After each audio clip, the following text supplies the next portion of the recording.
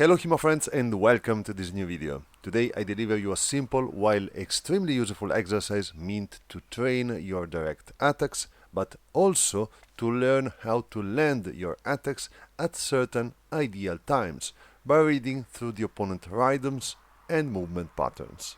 I just worked on this with Gabriele, who came here to have a couple of private tuition days with me and who kindly helped me shooting this video on this subject. Let's start by saying that this exercise can be expanded infinitely with many patterns and levels of complexity. But of course we will start from the basics, which are the most useful ones and at the same time fundamentals components of every complex evolution of the exercise. The first exercise works in this way. The instructor or the training partner moves forward and backward with a recognizable rhythm. The goal of the trainee is exploiting a specific time, which can be decided at the beginning of the exercise or left to the free choice of the trainee. Both the backward and the forward movements can be exploited as good times to land the attack, but the most important one is, on average, the forward one. Now, notice that most people tend to overdo things while being on the part of the instructor, by moving too fast or in a twitchy or irregular way. Harder doesn't mean more useful on average, so move slowly enough so that the training partner is able to relate to the pattern and exploit it. The fencer executing the exercise can work with a variety of footwork movements, which should be decided at the beginning of the exercise. Anyway, steps, passing steps, flash lunges and any other useful way to land an attack can be part of this exercise. The second exercise is apparently even more simple.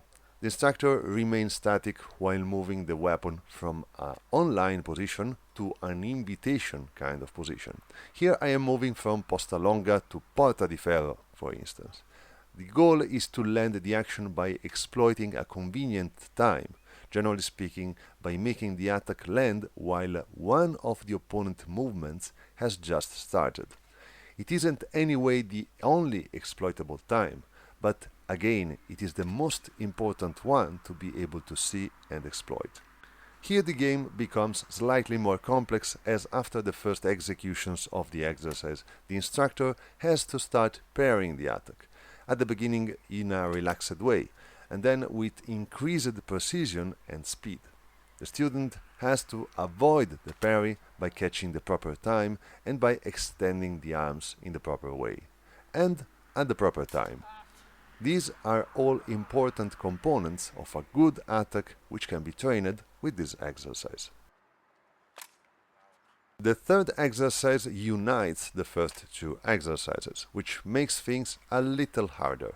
Notice that here I make the rhythm of the hands collimate with the one of the feet, but it doesn't necessarily have to be the case, especially while the level of difficulty wants to be increased even further.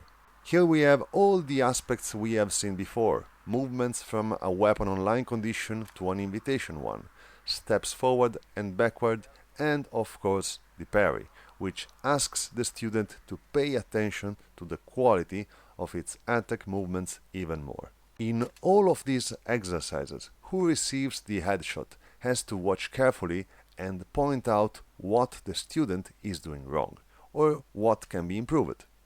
Communication throughout the exercise is fundamental, and correct execution should be praised from time to time to help the student relate to what is good and what is not.